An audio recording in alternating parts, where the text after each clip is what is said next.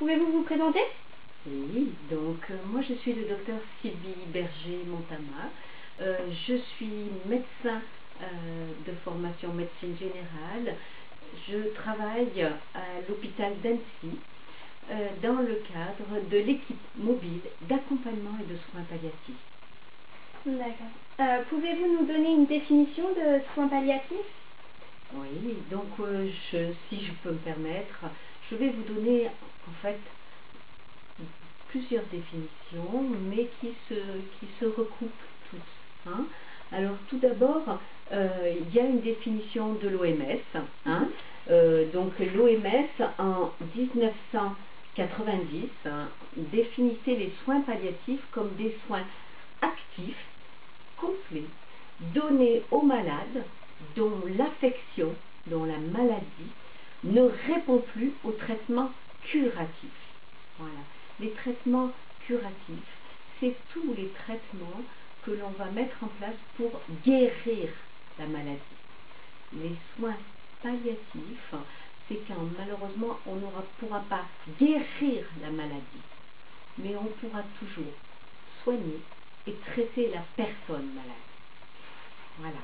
Donc ça, c'est la première définition de l'OMS. Hein. Tous les soins actifs, complets, donnés à la personne malade, hein, quand elle ne peut plus être guérie. Ça, c'est la définition de l'OMS. Comment est évaluée la douleur du patient? D'accord. Donc, la douleur physique. Voilà. La douleur physique. Voilà. Alors, la douleur physique, effectivement, donc il y a, comme je vous disais, à l'heure actuelle, on a à notre disposition beaucoup comment dire, les laboratoires pharmaceutiques, les progrès ont été énormes et actuellement on dispose de beaucoup de produits de traitement. Hein, et il suffit aussi de bien les adapter, de bien, voilà, bien les doser. Donc, d'abord, la douleur, il faut évaluer la douleur. Hein. Alors, l'évaluation de la douleur, elle doit être faite déjà dans le service. Hein. On a différents outils. Hein. En particulier, donc il faut que le patient, qu'on sache où il a mal, hein, à quel moment de la journée il a mal,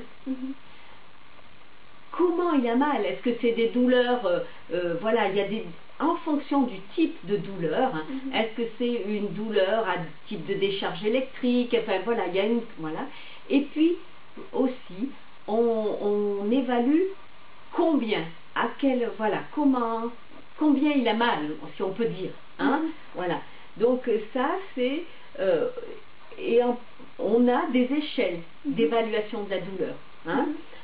Alors en particulier, hein, on a soit on demande à la personne de nous donner un chiffre, hein, c'est l'échelle numérique, hein, donc on demande au patient, voilà, vous avez, on peut dire entre 0 et 10, donnez-moi un chiffre, donnez un chiffre à votre douleur. Entre 0 c'est absence de douleur et 10 c'est la plus forte douleur que vous ayez jamais connue. Et donc la personne malade va nous donner un chiffre. Mais à l'heure actuelle, donc la prise en charge de la douleur, ça y est, dans les hôpitaux et par les professionnels de santé, c'est quelque chose qui est bien fait actuellement. Mais du coup, des fois, les personnes malades me disent, mais j'ai tellement mal, je ne sais plus donner un chiffre. Voilà. Alors on utilise d'autres outils. Hein. Voilà, d'autres échelles. Donc je peux vous montrer par exemple, voilà, on a cette échelle-là, cette réglette, voyez. Donc cette réglette que l'on présente au patient, et puis on lui dit, ben voilà, vous avez un curseur, hein, est-ce qu'il vous est possible pas de me donner un chiffre, mais de me placer le curseur, hein, entre ce point-là où il n'y a pas de douleur, et ce point-là où c'est la douleur la plus atroce que vous ayez jamais connue. Voilà.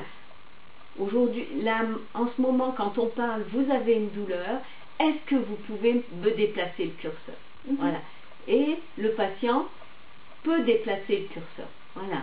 Et derrière ce curseur, voilà, nous, on a le chiffre. On a le chiffre, la voilà. graduation afin d'évaluer le Et on évalue. Voilà. On évalue, on cote, on chiffre la douleur. Voilà. Et nos traitements sont adaptés. Il faut que le patient, son seuil de douleur, il faut qu'on adapte tous nos produits pour que la douleur physique, on entend bien, la douleur physique du patient, il ne faut pas qu'elle soit au-delà de 3 sur 10 ou de 30 sur 100. Voilà. Si le patient il dit, il se cote, ou on cote la douleur par exemple à 5, à ce moment-là, on sait qu'il faut qu'on donne un traitement, un produit pour faire chuter sa douleur. Voilà. Donc vous nous avez dit précédemment que vous pouvez être contacté afin de répondre aux demandes d'euthanasie. Donc comment réagissez-vous face à ces demandes d'euthanasie? Oui. Alors, c'est effectivement donc des demandes de patients, de personnes malades qui demandent l'euthanasie. Elles existent, c'est sûr. Elles existent et